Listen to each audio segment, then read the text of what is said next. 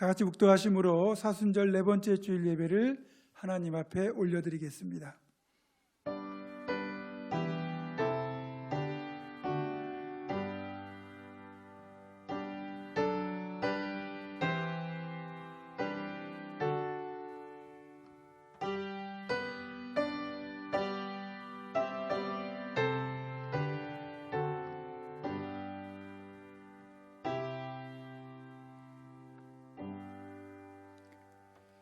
그러므로 우리는 예수로 말미암아 항상 찬미의 제사를 하나님께 드리자. 이는 그 이름을 증언하는 입술의 열매니라. 오직 선을 행함과 서로 나누어 주기를 잊지 말라. 하나님은 이 같은 제사를 기뻐하시느니라.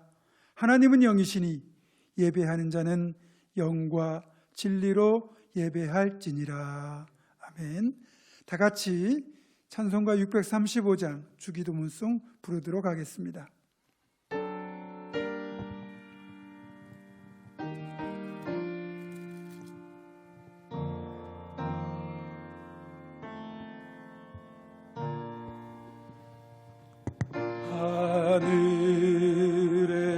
하늘에 계신 아버지,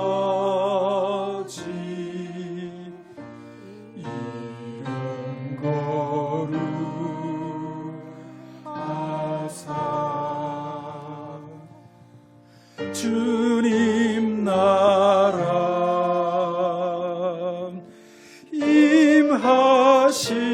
임하시고 뜻이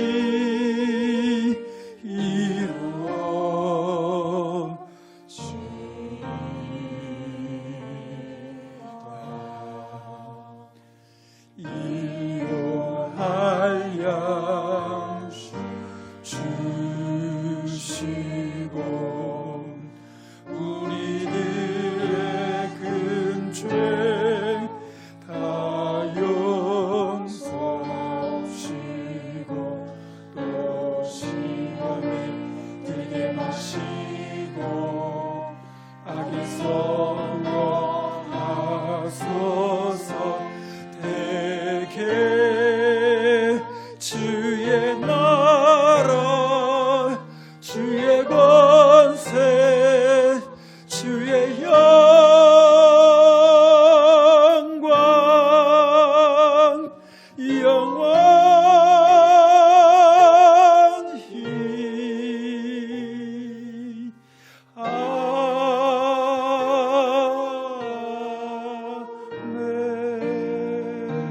아멘. 은혜가 풍성하신 아버지 하나님, 성부 하나님께서 죄인들을 구원하시려고 독생자를 아끼지 않으시고 세상에 내어주신 그 큰 사랑을 진심으로 감사하며 찬양을 올려드립니다. 죄악 중에 죽어가는 우리를 살리기 위하여 성자 예수님께서 십자가를 지시고 보혈을 흘리시며 고난을 받으셨으니 그 큰 은혜에 감사를 드립니다. 사순절을 보내고 있는 우리가 성령님의 감동으로 이 모든 것을 깨닫게 하시고 저희들 심령에 구원의 감격이 넘쳐나게 하여 주옵소서. 아직도 해결되지 않는 코로나 사태로 인해 오늘도 각 가정에서 온라인으로 예배를 드리오니 주님의 어루만지심과 은혜 베푸심이 더욱 풍성하게 우리를 덮어 주시옵소서. 하나님의 임재가 우리 위에 나타나기를 간절히 소망하오며 우리 주 예수 그리스도의 이름으로 기원하옵나이다. 아멘. 찬송가 27장 빛나고 높은 보좌와 찬양하겠습니다.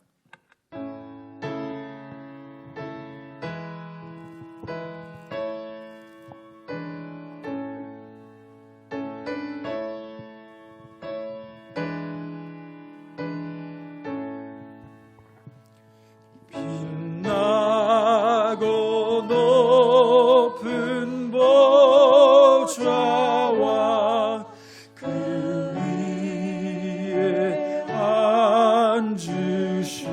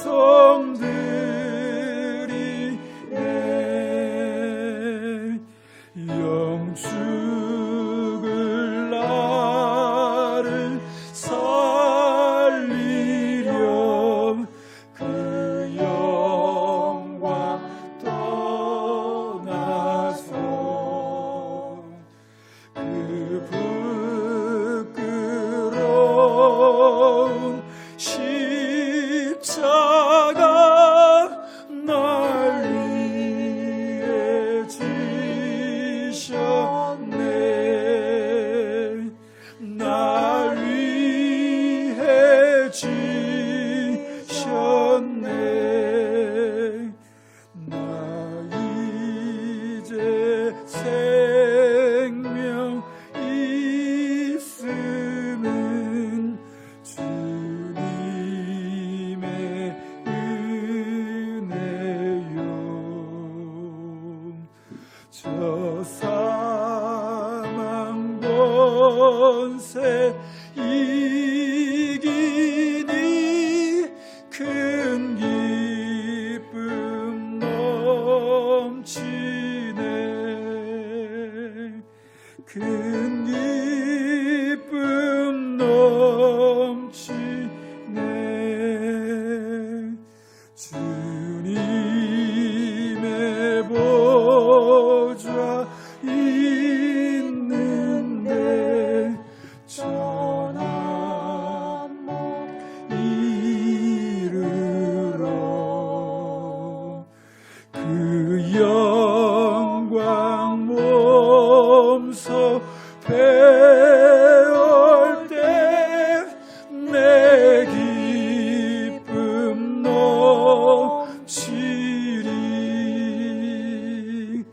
내 기쁨 넘치리.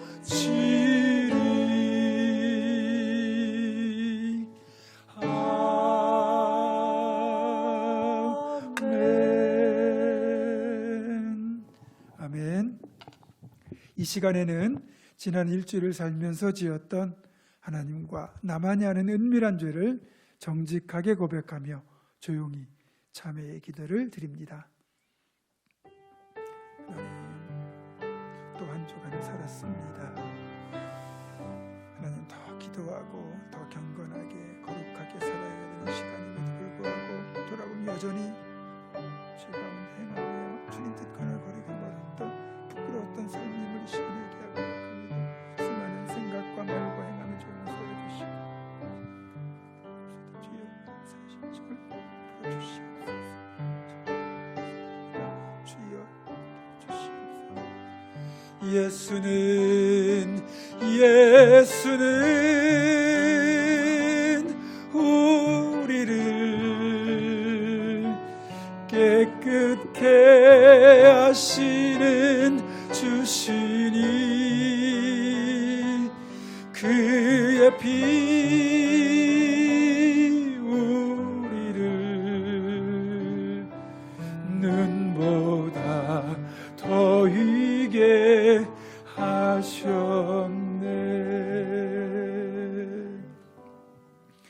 구하옵나니 주의 인자의 광대하심을 따라 이 백성을 사하시옵소서. 여호와께서 이르시되 내가 내 말대로 사하노라. 그러므로 이제 그리스도 예수 안에 있는 자에게는 결코 정죄함이 없느니라. 아멘. 다 같이 사도신경으로 우리의 신앙을 한 목소리로 고백합니다. 나는 전능하신 아버지 하나님 천지의 창조주를 믿습니다. 나는 그의 유일하신 아들 우리 주 예수 그리스도를 믿습니다. 그는 성령으로 잉태되어 동정녀 마리아에게서 나시고 본디오 빌라도에게 고난을 받아 십자가에 못 박혀 죽으시고 장사된 지 사흘 만에 죽은 자 가운데서 다시 살아나셨으며 하늘에 오르시어 전능하신 아버지 하나님 우편에 앉아 계시다가 거기로부터 살아있는 자와 죽은 자를 심판하러 오십니다.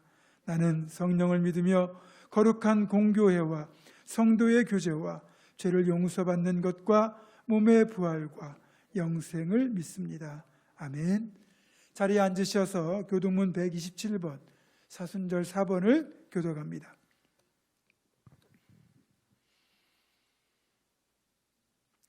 여호와를 자기 하나님으로 삼은 나라 곧 하나님의 기업으로 선택된 백성은 복이 있도다.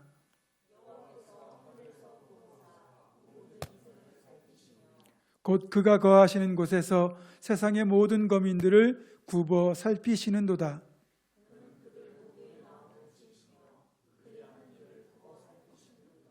많은 군대로 구원 얻은 왕이 없으며 용사가 힘이 세어도 스스로 구원하지 못하는도다.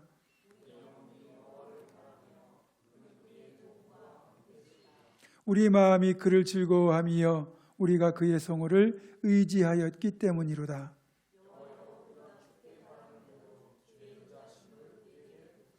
아멘. 찬송하겠습니다. 찬송가 272장 고통의 멍에 벗으려고 함께 부르도록 하겠습니다.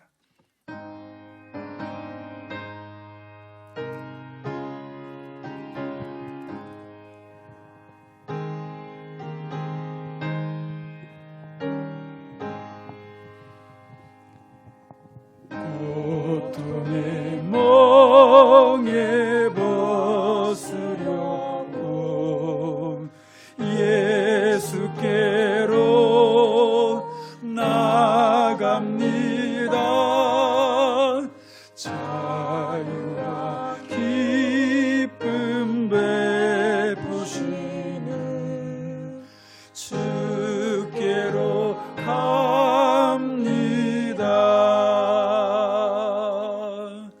병든 내 몸이 튼튼하고 빈궁한 삶이 구해지며 죄악을 벗어버리려고 주께로 갑니다. 낭패와 실망 당한 뒤에 예수께로 나갑니다. 십자가 은혜 받으려고 주께로 갑니다.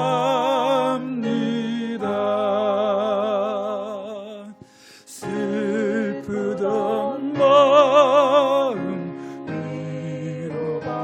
위로받고 이 세계 풍파 찬전하며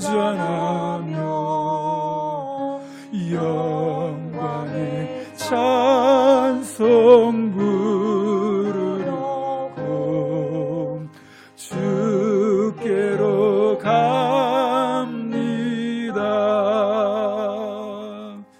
교만한 마음을 내버리고 예수께로 나갑니다. 복되신 말씀 따르려고 주께로 갑니다. 실망한 이 몸 힘없고 예수의 크신 사랑받아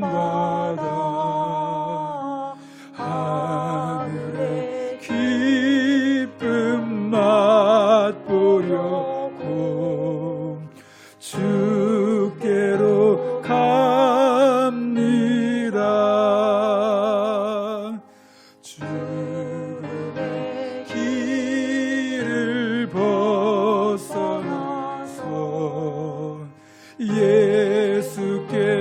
예수께로 나갑니다.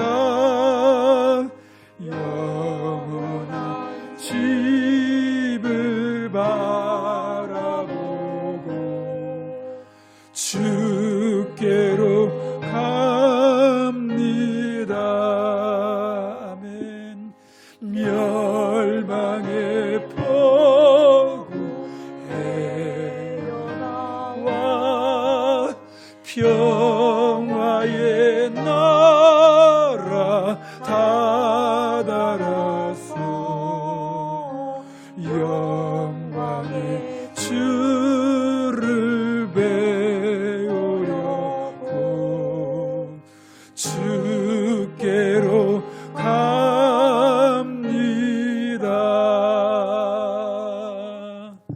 아멘. 이 시간을 대표하여 고승무 장로님 기도하시겠습니다.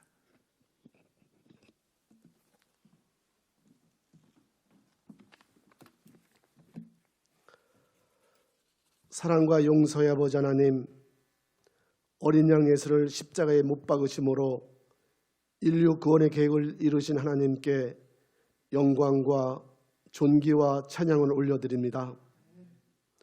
오늘도 허물 많은 저희들 코로나19로 인하여 모든 공동체가 예배당에 모여 예배 드릴 수 없지만 그럼에도 각 처소에서 마음을 열어 우리 주님을 예배하게 하시니 감사합니다.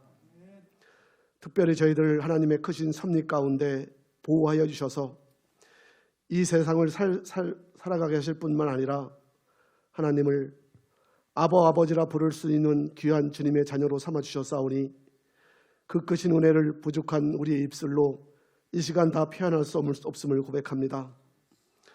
이 시간 모든 성도들이 하나님 앞에 영과 진리로 신령한 예배를 드리기를 원하오니 성령님 이 시간 우리 안에 십자가의 보혈의 은혜로 한 심령의 마음을 어루만져 주시옵소서. 오늘은 사순절 네 번째 주일을 맞이하고 있습니다. 우리를 위하여 십자가의 고난을 감당하신 예수님의 삶을 날마다 묵상하며 우리도 육신의 욕망을 이겨내고 우리의 교만을 회개하며 경건의 모습으로 더욱더 주님께 나가길 원합니다. 이 사순절 기간 동안 돌아온 탕자와 같이 또한 삭개와 같이 자신의 죄를 참회하고 하나님의 은혜에 감사하며 변화된 삶을 통하여 우리 주님께 온전히 돌아오는 저희들이 삶이 되도록 성령님께서 날마다 인도하여 주시옵소서.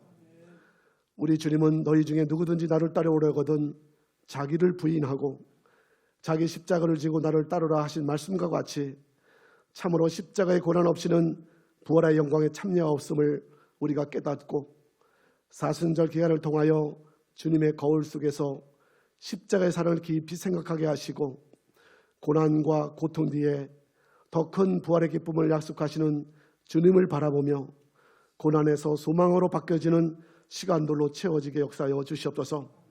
아버지 하나님, 우리 교회가 주님의 십자가의 사랑으로 충만케 하시고 성령의 은혜와 말씀으로 날마다 덧입혀 주시옵소서. 우리 교회 모든 성도들이 기도와 사랑으로 하나가 되어 주님이 기뻐하시는 뜻을 이루어 이 땅에 빛을 비치며 소망을 주는 우리 교회가 되게 축복하여 주시옵소서. 사랑의 아버지 하나님, 온 성도들이 심히 어렵고 힘들어 연약해져서 넘어지고 흔들리기 쉬운 이때에 우리 주님의 능력의 손으로 한 영혼을 강하게 붙들어 주시옵소서. 그리하여 주님의 은혜와 사랑으로 든든히 서가는 복된 성도들이 되게 하시고 날마다 주님이 주시는 감사와 평안이 넘치는 축복의 가정들로 삼아 주시옵소서.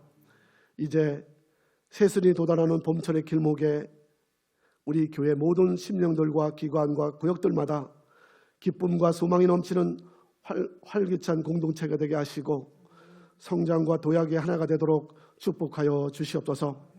아버지 하나님, 이 나라와 이 민족을 주님 장정원에 붙들어 주시옵소서.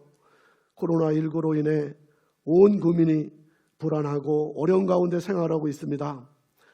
우리나라 확진자가 9,000명에 가깝고 날마다 귀한 생명들이 죽어가고 있습니다. 아버지 하나님, 이 시간 간절히 원하옵기는 이 나라와 이 민족뿐만 아니라 세계 열방을 긍휼히 여겨주시고 용서하여 주시옵소서.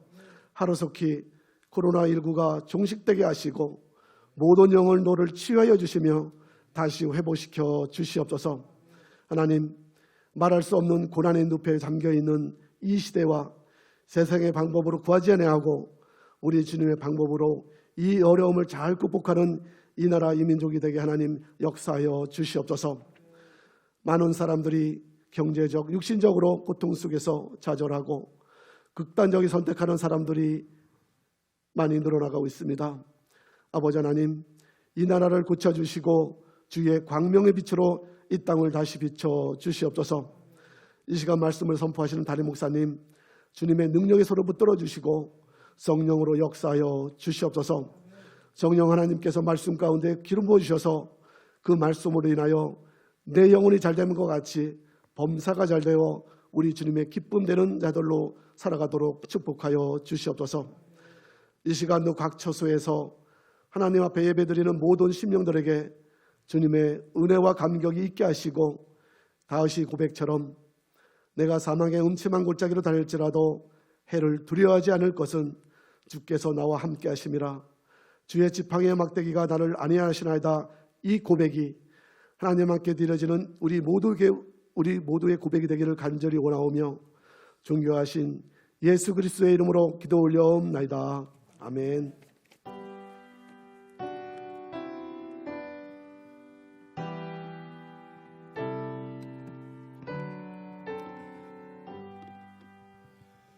봉헌합니다.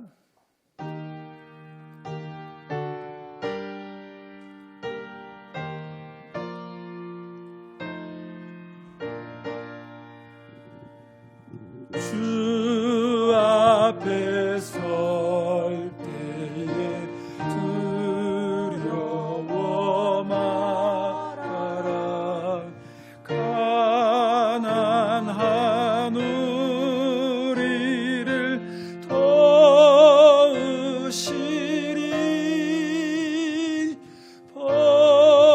보배로운 진리와 온유한 사랑 주님께 다 바칠 귀한 예물 떨면서 바치는 이 작은 예물도 주님은 귀하게 받으시리.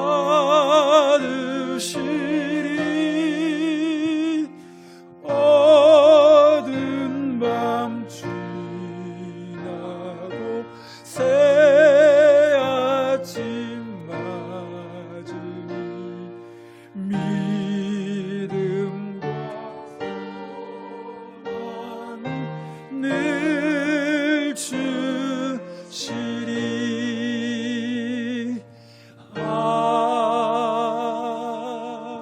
아멘. 고마우신 하나님, 사순절 네 번째 주일 예배를 드리며 예배 가운데 귀한 예물을 주님 앞에 올려드립니다.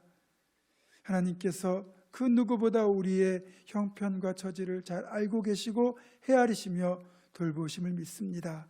코로나19로 인한 어려움과 여러 가지 형편에 처하여 힘들고 고통하는 성도들이지만 그럼에도 주님이 꼭 붙잡아 주셔서 건강 지켜주셨고 지금껏 살아올 수 있는 힘을 주셨습니다. 주님의 그 은혜를 감사하며 또 살아갈 날들 속에서 하나님께서 베푸실 그 구원의 손길, 은혜의 손길을 믿음으로 바라보는 주의 백성들이 하나님의 것을 구별하여 하나님 앞에 이 시간 예물로 올려드리오니 주님 가장 향기로운 제물로 흠양하여 주시고 드린 모든 손길들 위에 하늘의 신령한 복과 땅의 기름진 복으로 만배로 넘치도록 채워 주시옵소서. 주신 축복 우리만 누리는 것이 아니라 하나님 기뻐하신 모든 곳에 아름답게 흘려보내는 축복의 강으로, 생명의 강으로 모두가 살아가게 하시고, 또한 간절히 기도하옵기는 몸이 아픈 모든 분들 주님의 손길로 어루만지시고 치유하여 주시고 고쳐주시며, 성도의 사업과 직장과 가정도 은혜 가운데 평안히 붙들어 주시고, 또 코로나와 싸우고 있는 의료진들과 방역당국과 또 돕는 모든 손길들 위에도 하나님께서 한없는 은혜와 위로로 함께하여 주옵소서. 모든 영광 주님께 올려드리오며 예수님의 이름으로 감사기도 드립니다. 아멘.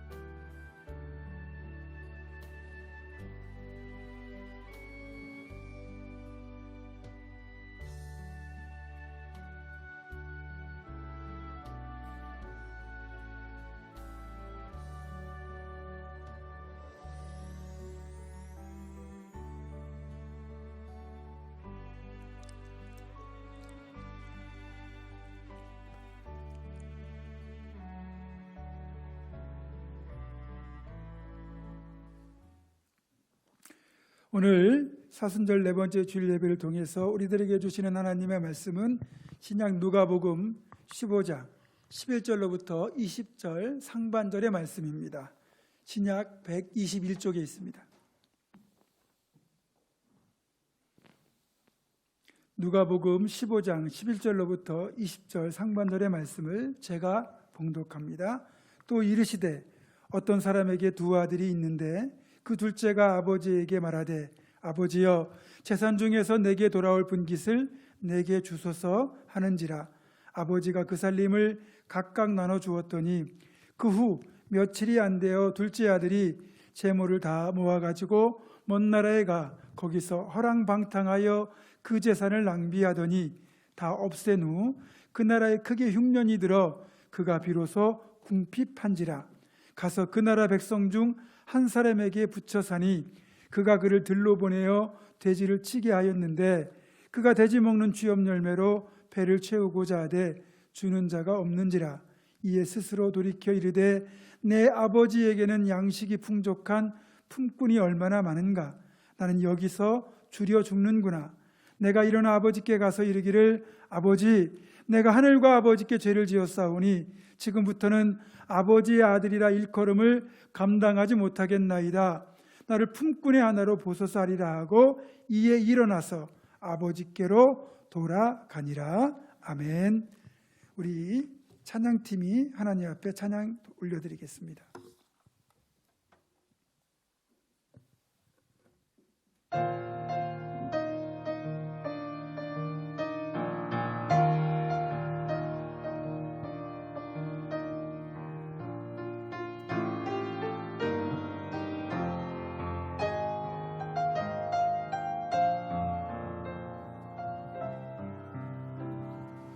우리는 주의 움직이는 교회, 이곳은 주님을 위한 자리. 내가 기도하는 모든 땅 위에서 하나님 예배받을 그날을 고대하네. 우리는 주의 움직이는 교회, 이곳은 주님을 위한 자리. 내가 기도하는 모든 땅 위에서 하나님 예배받을 그날을 고대하네. 나의 노래로 주님의 성전을 지으니 높임을 받으소서. 이스라엘의 찬송 중 거하신 주님은 거룩하십니다. 두 손들어 주님의 보좌를 만들고 온 맘 다해 경배하리. 구름 날개 사이에 임하신 것처럼 내 위에 임하소서. 하나님 우리가 이곳에 섰으니 이 땅을 치유하소서. 하나님 우리가 어디에 있든지 주를 높이리라. 열방들아 주님을 송축할지어다. 그 발 아래 입 맞추라. 영원한 통치자 주 예수 그리스도, 그는 위대하신 왕. 하나님 우리가 이곳에 섰으니 이 땅을 치유하소서. 하나님 우리가 어디에 있든지 주를 높이리라. 열방들아 주님을 송축할지어다. 그 발 아래 입 맞추라. 영원한 통치자 주 예수 그리스도, 그는 위대하신 왕, 우리 왕.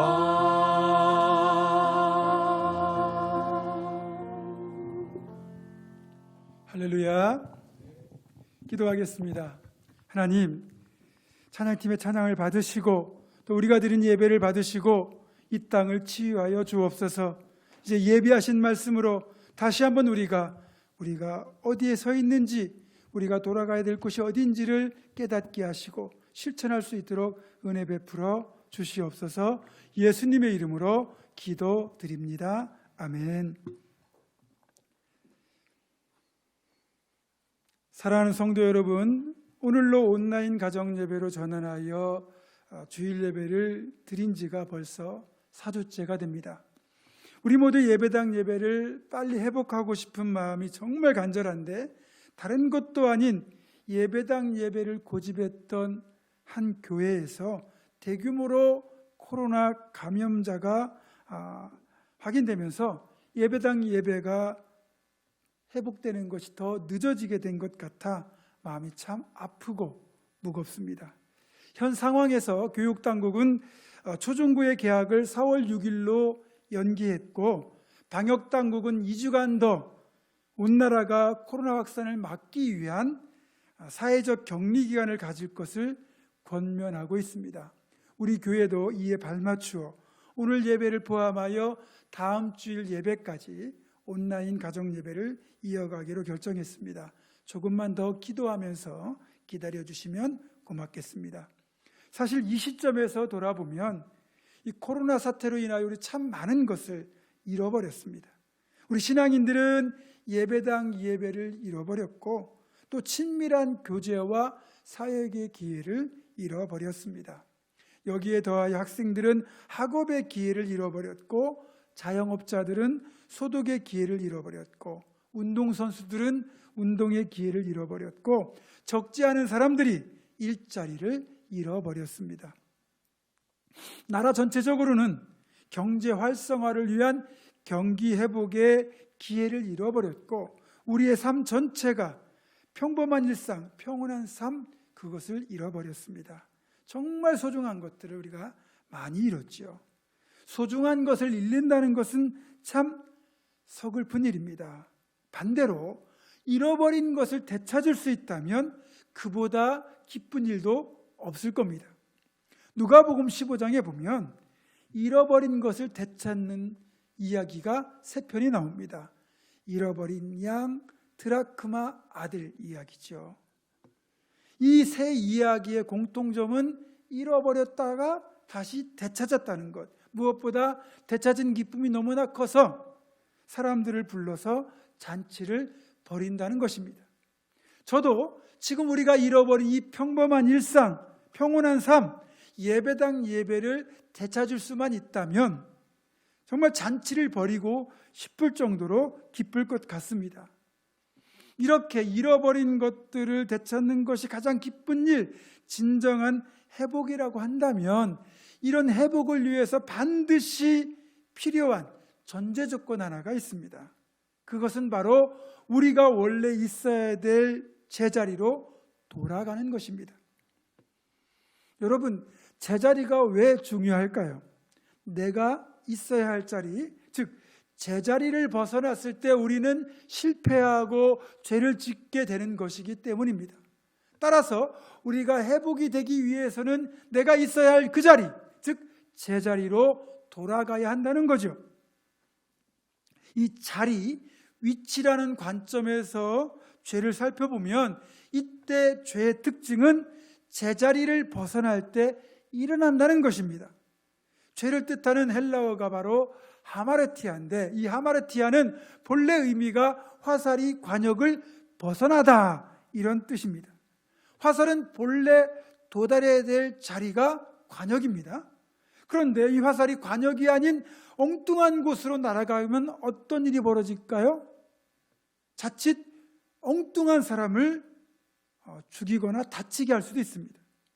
즉 화살이 관역을 벗어나듯이 자신이 있어야 할 자리를 벗어나는 것, 이게 바로 죄라는 것입니다. 물건이 제자리를 벗어나면 절도가 되고요, 자동차가 제자리를 벗어나면 사고가 되고, 군인이 제자리를 벗어나면 탈영이 됩니다. 이처럼 사람이나 동물, 자연, 물건까지도 각자 있어야 할 자기 자리, 제자리가 존재합니다. 피조물인 우리가 창조주이신 하나님을 떠나면 그것도 죄가 되겠죠. 이 사실을 우리는 오늘 본문의 잃어버린 아들 탕자의 비유에서 확인할 수 있습니다. 어떤 사람에게 두 아들이 있었는데 둘째가 아버지에게 아버지, 재산 중에서 내게 돌아올 분깃을 내게 미리 주십시오 라고 했다는 거예요. 사실 유대인들의 문화에서는 이런 요구는 후레자식 같은 요구입니다. 그래도 이 아버지는 아무런 꾸중도 하지 않고 둘째 아들에게 주려고 마음먹었던 재산을 고스란히 둘째 아들에게 넘겨주었습니다. 이때부터 이제 둘째 아들이 탕자가 된 거죠. 여기에서 우리가 아버지를 이제 염두에 둘 때 그냥 우리 인간 아버지만 생각하지 마시고 하나님 아버지를 염두에 두고 들으시면 좋습니다. 이제 13절을 보니까 둘째 아들이 그렇게 용목을 각오를 하고 아버지에게 분깃을 요구한 이유가 드러납니다. 13절입니다. 그 후 며칠이 안 되어 둘째 아들이 재물을 다 모아가지고 먼 나라에 가 거기서 허랑방탕하여 그 재산을 낭비하더니, 이걸 보면 이 탕자는 빨리 돈을 마음껏 쓰면서 세상에서 쾌락을 즐기고 싶었던 욕망이 있었고요. 이제 그것을 아버지의 눈치도 볼 필요 없고 간섭도 없는 곳에 가서 즐기고 싶었던 겁니다. 그래서 재물을 다 받은 뒤에 그것을 다 모아서 먼 나라로 가서 허랑방탕하며 재산을 낭비하며 살았다고 되어 있습니다. 젊은 시절, 철없던 시절을 우리가 큰 물질을 소유하게 되면 자칫 물질을 다스리지 못하고 물질이 주는 향락에 빠져 잘못된 삶을 살 가능성이 훨씬 큽니다. 나이가 들어갈수록 철도 따라 들어가고 그렇게 된 뒤에 물질을 바르게 사용할 수 있는 역량이 되는 거죠. 아마도 하나님께서 젊은이보다는 중장년, 노년의 물질을 더 주시는 이유가 여기에 있는 것 같다라는 생각도 들기도 합니다. 그리고 이런 허랑방탕한 삶을 살고 있다는 소식이 아버지 귀에도 어떻게든 들어갔던 것 같아요. 탕자의 형, 그러니까 첫째 아들이 나중에 탕자가 돌아왔을 때 아버지에게 항변하면서 했던 말 기억하십니까? 30절입니다. 아버지의 살림을 창녀들과 함께 삼켜버린 이 아들이 돌아오매 이를 위하여 살찐 송아지를 잡으셨나이다. 다 그런 건 아니지만 이 형제들의 특징을 보면 첫째 특징은 진중합니다. 대신에 거짓말을 잘 못해요. 물론 유머도 약합니다. 제가 둘째인데 이 둘째의 특징은 원하는 것을 얻기 위하여 잔머리를 잘 굴립니다. 물론 유머도 있습니다. 에서와 야곱을 비교해 보시면 알 거예요. 자, 그렇다면 이 첫째 아들이 거짓말하는 것은 아닐 것이고요. 탕자가 방탕하게 살고 있다는 소식을 형만 들은 것이 아니라 분명히 아버지 귀에도 들어왔을 겁니다. 그런데 아버지가 몰라서 가만히 있는 게 아니에요. 탕자가 막 마음대로 살고 방탕하게 살아도 된다는 뜻이 아니라는 거죠. 아버지가 알고 있지만 그것과 상관없이 아버지는 아들이 깨닫고 돌아오기를 기다리고 있는 겁니다. 이것이 사실은 우리가 죄를 짓고 살아도 하나님께서 놔두시는 이유이기도 합니다. 그래서 우리는 하나님의 길이 참으심을 용납이나 허락이라고 착각하지 말아야 됩니다. 아마 탕자도 상황이 악화되기 전까지는 그렇게 착각하며 살았을 겁니다. 탕자는 모든 일이 자기 뜻대로 풀린다고, 자기 계획대로 척척 진행된다고 생각했었는데 얼마 지나지 않아 결국은 문제가 터지고 말았습니다. 14절입니다. 그 재산을 낭비하더니 다 없앤 후 그 나라에 크게 흉년이 들어 그가 비로소 궁핍한지라. 아버지에게 넘겨받은 그 많은 재산이 다 떨어졌다는 겁니다. 여러분, 재물은 영원하지 않아요. 방심하고 방탕하면 금세 사라집니다. 또 세상의 인심이 참 야속하다는 것이 돈이 있을 때와 없을 때, 잘 나갈 때와 그렇지 못할 때 너무나도 다른 태도를 보여준다는 거죠. 이건 동서고금을 막론하고 어느 곳 어느 사람이나 다 해당되는 이야기입니다. 이제 쫄딱 망해버린 이 탕자를 그 누구도 그 어느 곳도 받아주고 보살펴줄 곳이 없어졌습니다. 결국 탕자가 연고도 없는 머나먼 타국 땅에서 할 수 있는 일이라고는 가장 천한 사람들 밑바닥 인생이 하는 돼지를 치는 일이었습니다. 15절과 16절입니다. 가서 그 나라 백성 중 한 사람에게 붙여사니 그가 그를 들러보내어 돼지를 치게 하였는데 그가 돼지 먹는 쥐업 열매로 배를 채우고자 하되 주는 자가 없는지라. 유대인들은 돼지를 부정한 짐승으로 여겼습니다. 율법에서 엄히 금한 음식이거든요. 그런데도 돼지를 치는 사람들이 있었다는 것은 자신들이 먹기 위해서라기보다는 그 지역에 주둔하는 로마 군대에 납품할 요량으로 돼지를 쳤던 겁니다. 그리고 지금은 돼지가 제품으로 된 사료로 나오지만 2000년 전 당시에는 돼지에게 먹이는 사료 중에 쥐업 열매라고 하는 게 있었고요. 이게 사람도 먹을 수 있는 열매였습니다. 자, 밥 한 번 굶어본 적도 없고요. 험한 일, 힘든 일도 한 번도 해본 적이 없는 탕자가 돼지를 친다는 것도 그렇고 쥐업 열매로 줄임배를 채우려고 했을 정도라면 그가 얼마나 밑바닥으로 추락했는지를 충분히 짐작할 수 있습니다. 그런데 그 쥐업 열매마저도 양이 충분하지 못했던 것 같아요. 그러니까 탕자가 17절에서 나 여기에서 줄여 죽겠구나 그런 말을 하죠. 이게 얼마나 비참한 모습입니까? 부족한 것 하나 없는 부유한 집안에서 고생을 모르고 자랐고 한 번도 굶어본 적이 없는 부잣집 도련님이 지금 굶어 죽을 것을 염려하고 있습니다. 여기까지는 우리 대다수의 인생들이 겪는 시행착오, 실수, 실패, 좌절의 모습과 유사합니다. 이러다가 진짜 죽겠구나 싶을 정도로 우리는 힘든 시기를 겪기도 합니다. 예를 들면 입시에 실패를 하고 취업에 실패하거나 실연을 하고 실직을 하고 사업이 부도가 나고 투자가 실패하고 심각한 질병에 걸리는 경우 우린 죽을 수 있거나 죽을 수도 있겠다라는 생각이 드는 그런 힘든 상황에 처하는 경우도 있습니다. 여기에서 신앙인에게 주어지는 유일한 소망이 있습니다. 그것이 바로 아버지입니다. 18절부터 20절입니다. 내가 일어나 아버지께 가서 이르기를 아버지 내가 하늘과 아버지께 죄를 지었사오니 지금부터는 아버지의 아들이라 일컬음을 감당하지 못하겠나이다. 나를 품꾼의 하나로 보소서하리라 하고 이에 일어나서 아버지께로 돌아가니라. 저는요 탕자가 이제까지 했던 모든 일이 다 비난받아도 마땅하다고 생각하지만 그럼에도 정말 그가 유일하게 잘한 한 가지가 있다면 그게 바로 아버지께로 돌아가기로 선택하고 결정하고 행한 일이라는 거예요. 여러분 그렇다고 해서 탕자가 아버지께로 돌아가기로 한 결정이 결코 쉬운 결정이라고 보시면 안 됩니다.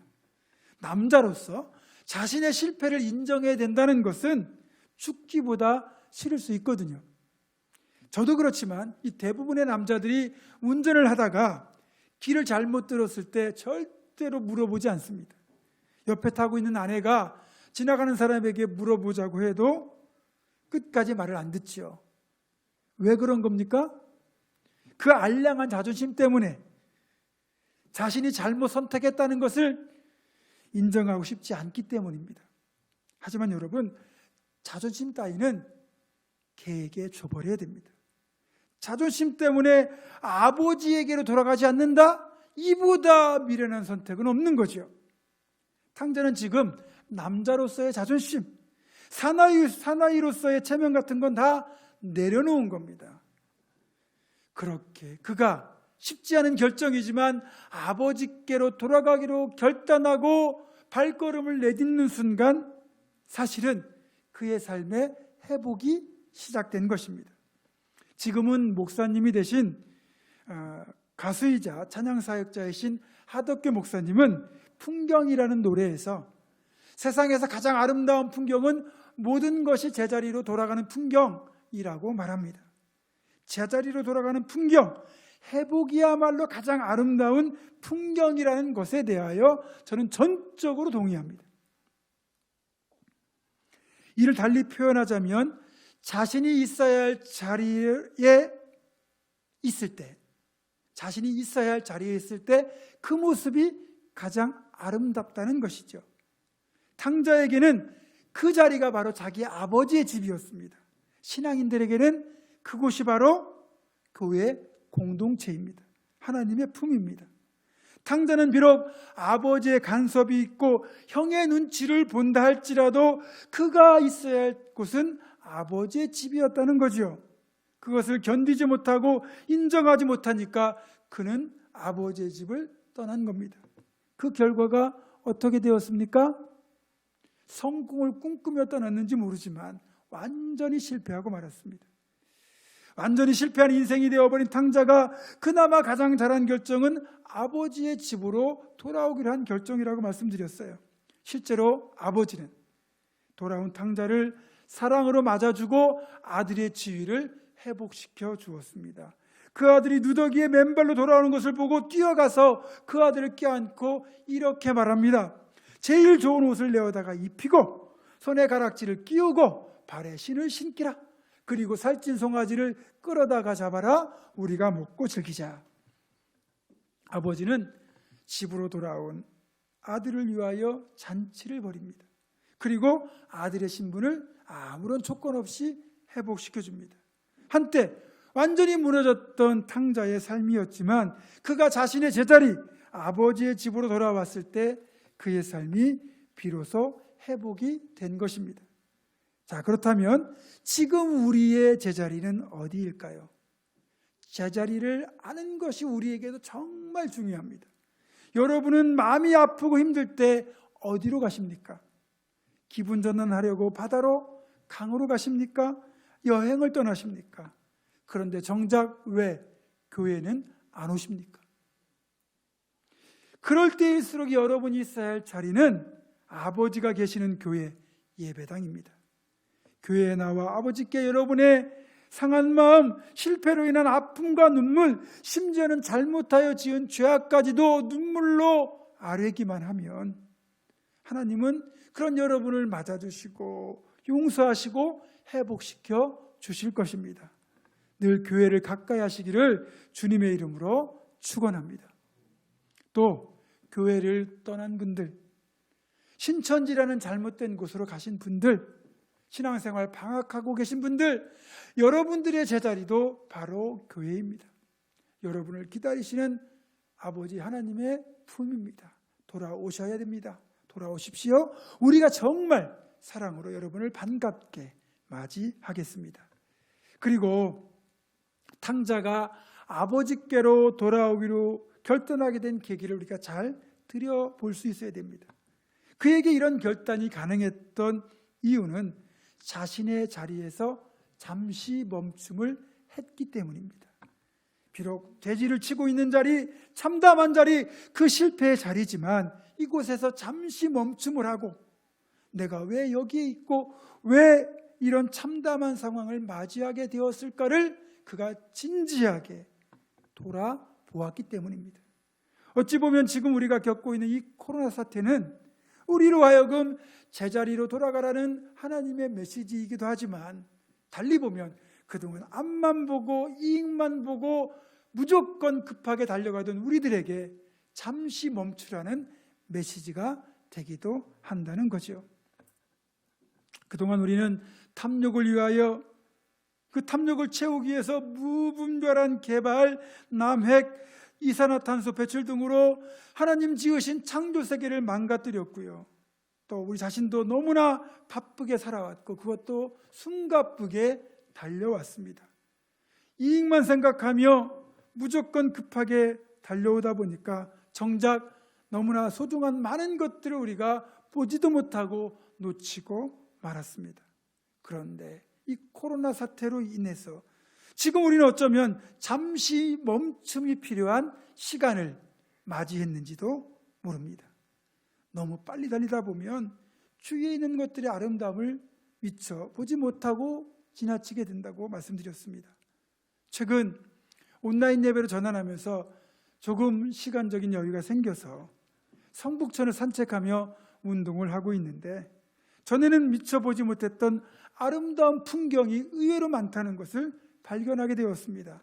따스한 봄 기온에 새싹이 파릇파릇 돋아나고 이름조차 모르는 작은 들꽃들이 지천에 피어나고, 개천에는 청둥오리가 8마리 새끼를 데리고 부지런히 헤엄을 치고 있는 소소하지만 너무나 사랑스럽고 아름다운 풍경이 펼쳐져 있는 겁니다. 너무 바쁘게 살면 이런 소소하고도 아름다운 소중한 것들이 우리 주변에 많이 있는데 그것도 모르고 그냥 달려갈 때가 많이 있습니다. 교회와 예배도 그렇습니다. 그동안 우리는 예배의 소중함을 모르고 그저 습관적으로 예배 드리면서도 정작 자신을 돌아보고 교회의 본질, 신앙의 본질을 돌아보는 시간을 갖지 못했는데, 이렇게 예배당 예배의 잠시 멈춤을 통해서 오히려 믿음의 진정한 의미, 교회의 진정한 본질이 무엇인가를 돌아볼 수 있는 계기를 만나기도 했습니다. 여러분, 말씀을 정리합니다. 우리가 잘못 걸어간 길, 실패한 인생이 회복되는 길은 제자리로 다시 돌아오는 것입니다. 우리가 하나님을 떠났다면 하나님께로 돌아오는 것이 진정한 회복의 길입니다. 하나님의 품이 우리가 있어야 될 제자리이기 때문입니다.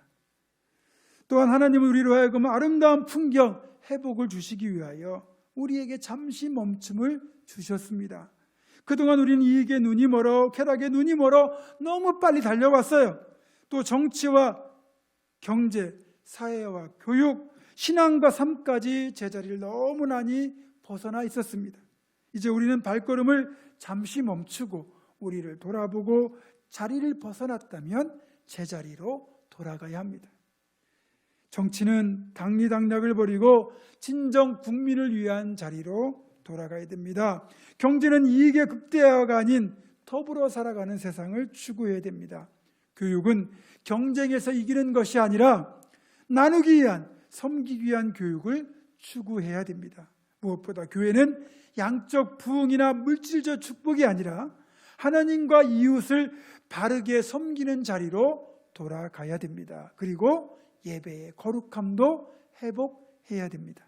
사랑하는 성도 여러분, 분주하던 일을 잠시 멈추고 각자가 있어야 할 자리를 다시 돌아보시고, 혹시 내가 잘못된 곳에 있거나 벗어나 있다면 여러분이 있어야 할 그 자리, 하나님 원하시는 그 자리로 돌아간다면 세상에서 가장 아름다운 풍경이 될 것입니다.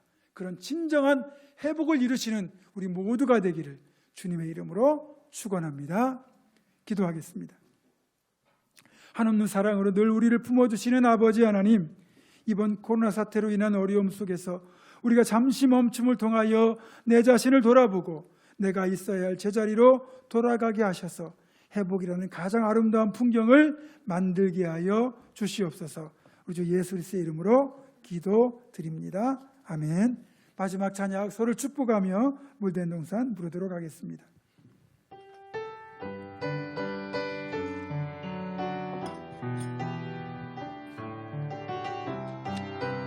서로를 축복하시면서 주님 너를 항상 인도하시리. 주님 너를 항상 인도하시리. 내 마른 땅에서도 너를 만족시키리. 너는 물든 동산 같겠고 마르지 않는 새 같으리. 자기 자신을 축복하면서 나는 물든 동산 같겠고 마르지 않는 새 같으리. 아멘. 한 번 더 기도합니다.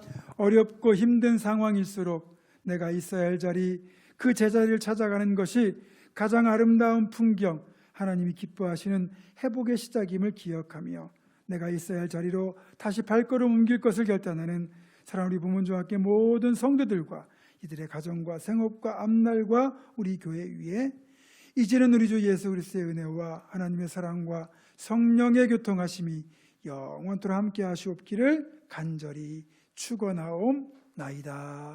아멘.